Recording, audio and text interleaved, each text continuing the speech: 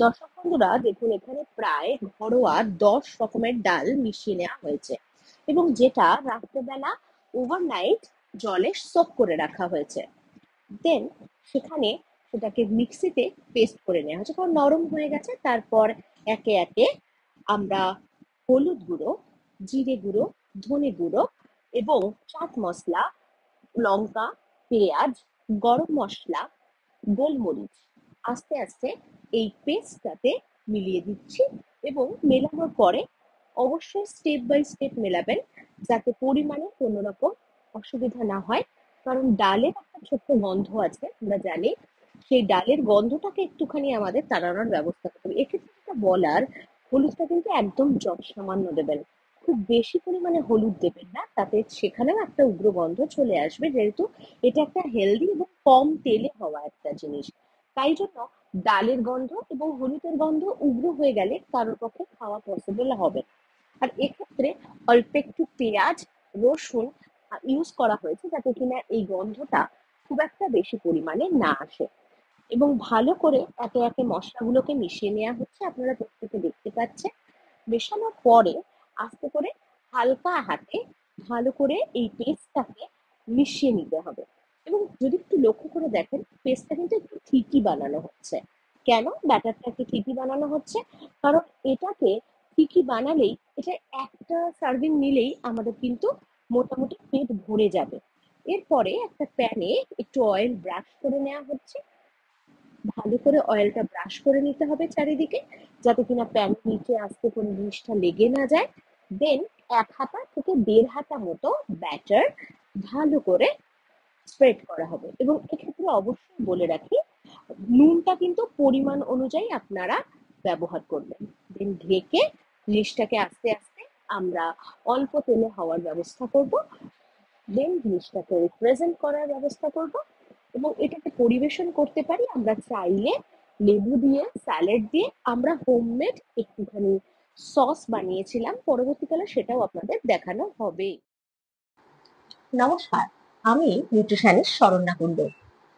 এতক্ষণ ধরে আমরা লক্ষ্য করলাম একটা সুন্দর রেসিপি, ভেগান স্ন্যাক্স একটা, এবং বলতে পারেন যেটা এক্সেলেন্ট সোর্স অফ প্রোটিন। মানে এই যে আমরা ভেগান স্ন্যাক্সটা দেখলাম, এই স্ন্যাক্সটার মধ্যে যদি আপনারা খেয়াল করে দেখেন, প্রায় 10 রকমের উপকরণ রয়েছে, 10 রকমের ডাল রয়েছে। ডাল মানে হচ্ছে তার মধ্যে লো গ্লাইসেমিক ইন্ডেক্স রয়েছে, আর যেটা কিনা ডায়াবেটিস পেশেন্টের জন্য এক্সেলেন্ট চয়েস। তার মানে আমাদের অনেকেরই ধারণা ডাল খেলে কি আমরা মোটা হয়ে যেতে পারি। একদমই না। কেন না, একটু বলি। আজকে হয়তো আপনি 100 গ্রাম ডাল খেলে আপনার প্রায় ক্যালোরিটা অনেকটা বেশি হয় বটে, কিন্তু ক্যালোরি বেশি হলেও উপকারটা বেশি আছে। কারণ ডালে যে কার্বোহাইড্রেট আছে তার পরিমাণ অনেকটাই নগণ্য। তার সাথে হ্যাঁ, এবার ডাল খাওয়ার সময় কিছু প্রিকশনস নিতেই হয়।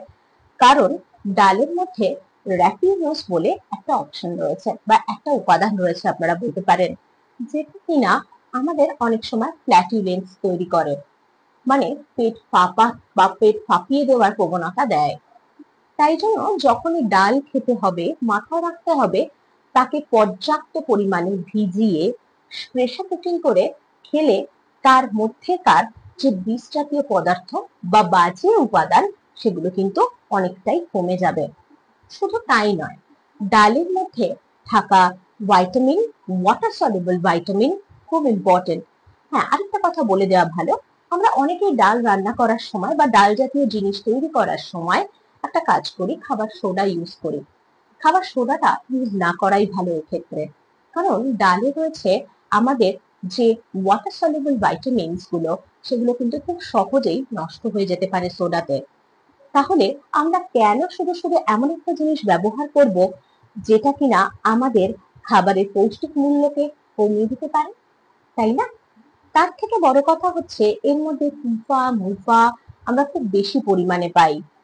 কিন্তু আরো একটা কথা বলি, এর যে অ্যান্টি নিউট্রিশনাল ফ্যাক্টর, তাকে কমানোটা কিন্তু খুবই প্রয়োজনীয়।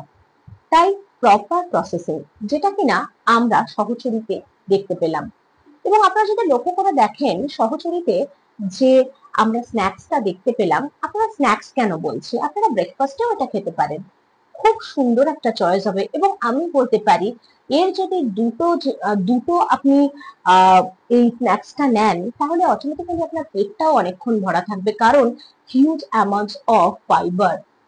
হ্যাঁ, কারো কারো ক্ষেত্রে যাদের কিনা ফাইবার রেস্ট্রিকশনস রয়েছে, কিছু কিছু পেশেন্টের ক্ষেত্রে কিন্তু আমরা এটা দিতে বারণ করি। তাই সবার জন্য যে এই স্ন্যাক্সটা তা নয়, কিন্তু ডায়াবেটিস পেশেন্টের জন্য, যাদের কনস্টিপেশনের প্রবলেম আছে তাদের জন্য এগুলো কিন্তু এক্সেলেন্ট চয়েস। বিভিন্ন হেলদি ওয়েতে রান্না হওয়া কিছু কুকিং প্রসেস, কারণ এই প্রপার প্রসেসিং না হলে আমরা যেমন একটা ভালো ফুড পাই না, ঠিক সেরকম তার পৌষ্টিক মূল্যকেও কিন্তু ধরে রাখতে পারি না। আলটিমেটলি ফুড আমরা খাই কেন, তার প্রপার নিউট্রিটিভ ভ্যালুকে ধরে রেখে তাকে তার উপকারিতার জন্যই তো। আর এখন কিন্তু মানুষের মধ্যে এইটুকু সোচ্চার বোধ এসেই গেছে, তারা ফুডকে মেডিসিন হিসেবে ব্যবহার করছে। এটা কিন্তু খুব ভালো বিষয়। তাই প্রতিদিনটা যদি আমরা একটু সুন্দর করতে পারি, সেটাই কিন্তু আমাদের সহচরীদের প্রয়াস। নমস্কার।